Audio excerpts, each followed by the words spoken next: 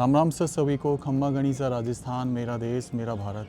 दोस्तों, आज मैं आपको एक ऐसा मंदिर दिखाऊंगा जिसमें वो श्री कृष्ण भगवान हैं जिनकी पूजा मीरा ने की।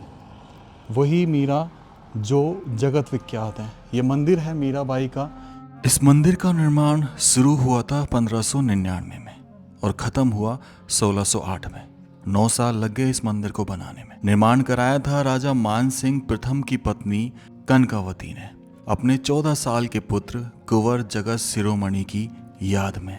उनके 11 पुत्रों में से एक पुत्र थे जगत शिरोमणि जी। उनकी याद में इस मंदिर को बनाया गया था। ये कुआं है जो कभी रहा होगा यहाँ पे। तो अपन इधर से चढ़ते हैं, 2 रास्ते हैं इसके और काफ़ी प्राचीन है ये।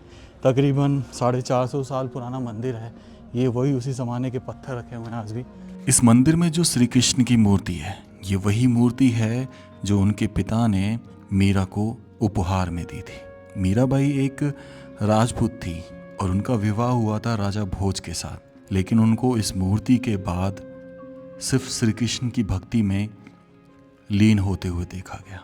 पूरी जिंदगी उन्होंने श्री कृष्ण की भक्ति में गुजार दी। ये मूर्ति जब मुगल और मेवाड़ के बीच में युद्ध चल रहा था, तब आमेर के राजा ने इस मूर्ति को मुगलों से बचाया और चित्तौड़गढ़ से इसे यहाँ लाकर विस्थापित कर दिया। ये तो पैर जल जाएंगे और हम नंगे पैर ही आए, पैर जल रहे हैं। हाथी दिखा दें,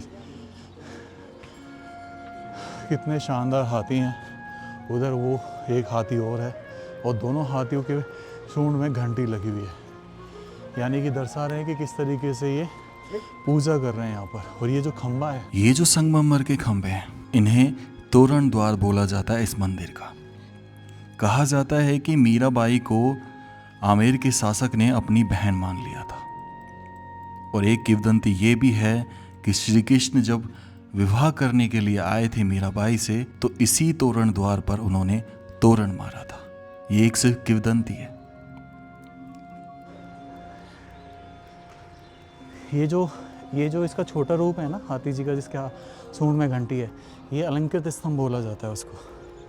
आज ये अब थोड़ा सा आगे बढ़ते हैं मंदिर की तरफ। और बहुत ही भव्य मंदिर, मैं तो ये कहूँगा बहुत ही भव्य मंदिर। हाथियों का प्रचलन हमेशा से यहाँ पे ज़्यादा रहा है। इस प्रांगण में, मंदिर के प्रांगण में तुलसा जी के लिए एक अलग से गमला बनाया गया। आज ही हम आगे बढ़ते हैं। यहाँ पे चुग्गा किए रखा है कुछ लोगों ने। और ये जो छतरी दिख रही है आपको, इतनी बेजोड़ छतरी है। नीचे इस पर आप पूरा देखोगे तो नीचे की लेयर में सूंड, हाथी की सूंड है और नीचे की लेयर में एक अलग भगवान है, ठीक है। शायद माता का सा रूप दिखा रखा है। ऊपर हाथी हैं और उससे ऊपर जो है ये हमें नंदी बाबा नज़र आ रहे हैं। और उससे ऊपर जो है यहाँ की पुजारी ये और देवता नज़र आ रहे हैं, जिसमें वराह भगवान, ये सब देवता नज़र आ रहे हैं। यही सेम कलाकृति यहाँ भी उकेरी गई। बस वो फर्क है कि मकराना के पत्थर पे है, ये ब्लैक स्टोन पे है। आ जाए,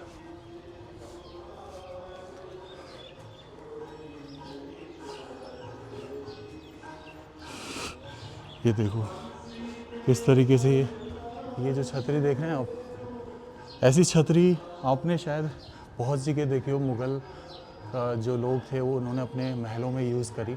ये अलंकृत स्तंभ दिखा रहा है कि हाथी की सूंड में घंटी, कमल का फूल है, ये जो चीज़ दिखा रही है। और यहाँ पे ये जो सेविकाएं दिख रही हैं आपको, किस तरीके से उकेरा गया है इन मंदिरों में। बहुत बेजोड़ कलाकृति, बहुत बारीकी से काम किया हुआ, बहुत समय के लेकर काम किया हुआ। इस छतरी के नीचे विराजमान थे विष्णु के वाहन गरुड़ भगवान। और प्रारंभ में इस मंदिर को विष्णु भगवान का ही बनाया गया था और समर्पित था उनके 10 अवतार को। नहीं है भैया, किसी और ऊपर दिखा एक बार। ये देखो ऊपर जो आप छतरी देखोगे ना, तो उसमें 8 गार्डियंस आपको नजर आएंगे 8 दिशाओं में। आ जाइए, अब बढ़ते हैं मंदिर की तरफ। उस भव्य मूर्ति का दर्शन करते हैं जिससे मीरा को श्री कृष्ण की प्राप्ति हुई। जय हो प्रभु।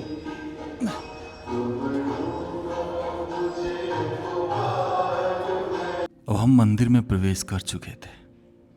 बहुत शांति थी, भजन चल रहा था। वो भजन मैं आपको सुनाता पूरा, लेकिन कॉपीराइट आ जाएगा। लेकिन यहाँ वाकई में बहुत शांति थी। तकरीबन 423 साल पुराना ये मंदिर अद्भुत था। मेरे पास इसके लिए कोई शब्द नहीं थे। कर लीजिए उस मूर्ति का दर्शन जिससे मीराबाई को भगवान श्री कृष्ण की प्राप्ति हुई, और आज वो उन्हीं के बगल में विराजमान है इस मंदिर में। पीछे जो आप मूर्ति देख रहे हैं वो विष्णु भगवान की थी, जिसे इस मंदिर में सर्वप्रथम लगाया गया था।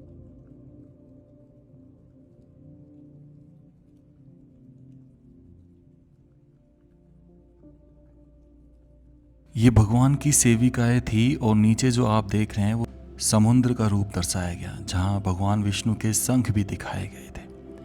जय और विजय भी थे उनके द्वार पर, और उस पूरे दरवाजे पर 10 अवतार को दर्शाया गया था।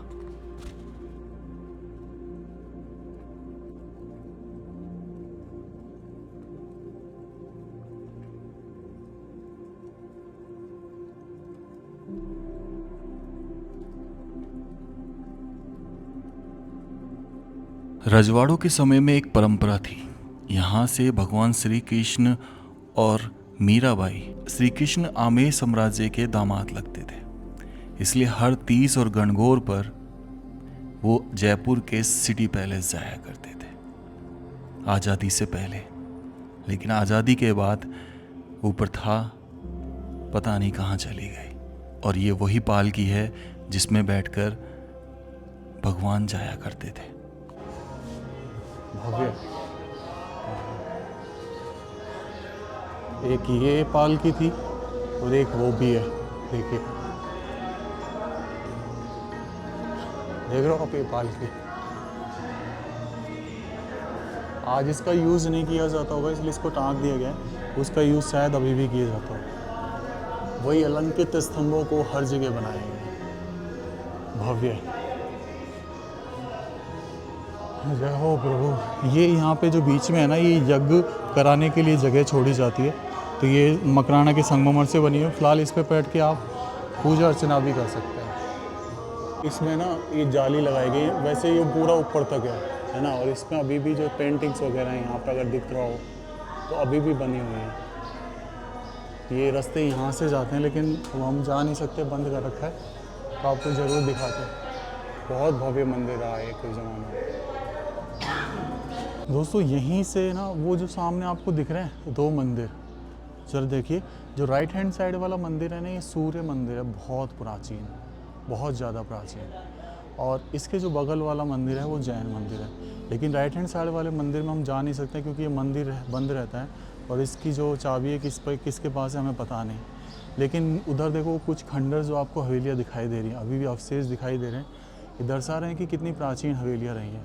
और ये जो दरवाज़ा है, ये मेन दरवाज़ा हुआ करता था आमेर साम्राज्य में प्रवेश करने का। इस दरवाजे से प्रवेश करते ही आपको सामने दिखाई देगी राजा भारमल जी की हवेली, जो उनके पिता ने उनको बनवाई। चलिए उसको देखते हैं अंदर चल के, और इस वीडियो को यहीं एंड करते हैं। राम राम सा सभी को।